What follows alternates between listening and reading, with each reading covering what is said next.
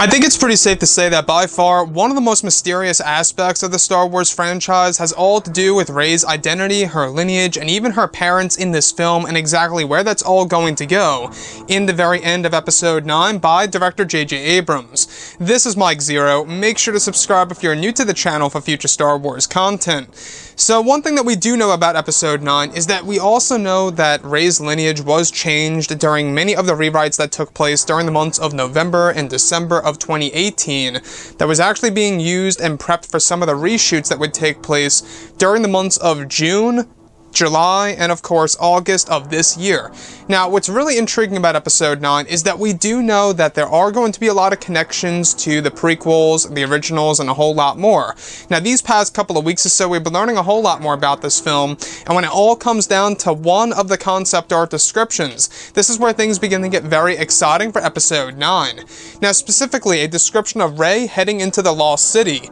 where it's described that she is on a personal mission to discover and unlock repressed memories, as well as discovering ancient Jedi and Sith lore, to better understand the past to safely develop the foundation of a new order, with great understanding. It said that eventually Rey travels to a place called the Land of Warriors, which also contains a place called the Lake of Dreams, that is strong with the Force and holds a connection to the beyond, and the netherworld of the Force, and is a place that offers Rey some answers. It said that Rey eventually meditates in the water on her back, when she begins to hear the Force Ghost voice of Obi Wan Kenobi's Force Ghost. They are said to be faint whispers of Obi Wan, similar to how it was done in Episode 7, where Rey now is asking questions about her father and herself. Kenobi's ghost is said to enhance the ability of the Lake of Dreams, where Kenobi is able to give Rey a vivid vision of her past, where it's unveiled by Kenobi that her father was hiding many secrets about who she really is and where she comes from, and that her father holds many dark secrets that Rey must discover on her own.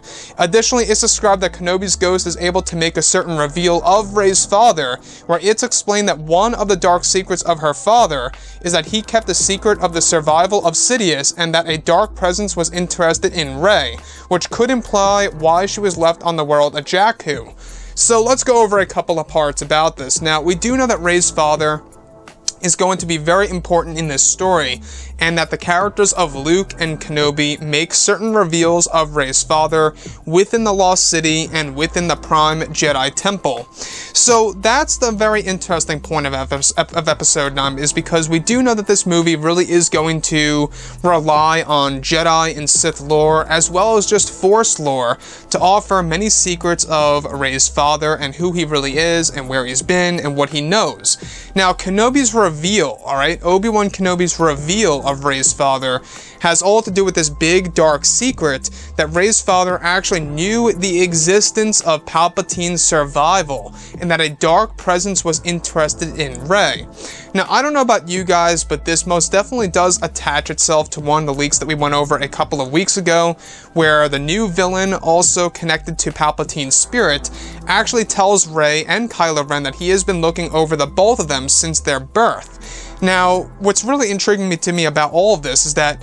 we do know that Rey's father is going to be deeply explored in this movie, as J.J. Abrams said. You know, Rey's parents, there's a lot more to the story that's going to be told in Episode 9, and he cannot wait to show everybody exactly what that reveal is actually going to be, and exactly where it's going to lead for the character of Rey and her evolution as a character.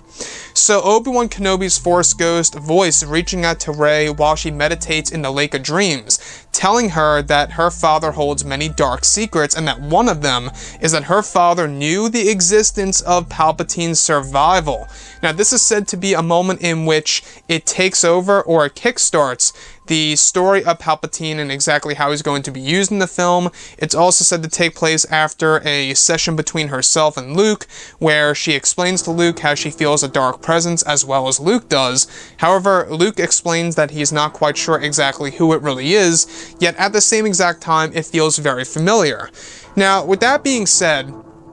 This movie really is going to be a film that's going to have a lot of revelations and twists and turns and a lot of saga-wide implications, and that could either be a good or a bad thing. Like I've always said, it's a matter of how it's going to be written into the film, it's going to be a matter of how it's going to be executed on the big screen. That's really going to determine how it's going to resonate with fans around the world, right? So at the end of the day, I'm really loving the connection between both Rey, her father, and Palpatine that is ultimately revealed by Obi Wan Kenobi himself by enhancing the ability, enhancing the capability, and what the Lake of Dreams is able to offer to Rey, what answers she's looking to seek. And I like that. The Lake of Dreams sounds like it's going to be a very interesting experience where it's a different type of meditation that we have never seen in a Star Wars film to date, where Rey is literally lying on her back in shallow water inside of some kind of structure that is actually said to be a meditation center to the ancient Jedi and the ancient Sith as well.